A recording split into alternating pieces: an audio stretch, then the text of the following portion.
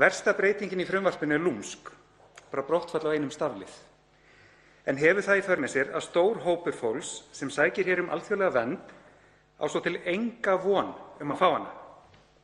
Þetta er fólkið sem við sjáum reglulega í fjölmiðlum, fjölskyldur á flótta og fólk sem glímir við veikindi, barnshafandi konur, nýburar og börn í íslensku skólakerfi. Fólk sem hefur fengið hæli í ríkjum eins og Grikklandi, þar sem fólk býr í tjöldum árum saman án aðgangs að rafmagni og vatni. Ríkjum eins og Ungverjalandi og Búlgaríu, þar sem flóttafólk á hættu að vera beitt ofbeldi á lögreglunni. Ríkjum sem geta ekki tryggt því mannsæmandi aðstæður þannig að fólk leggst á flótta undan kerfinu sem á að vernda það. Það á að fella niður lagaheimildina sem gerir okkur kleift að leyfa þessu fólki að vera.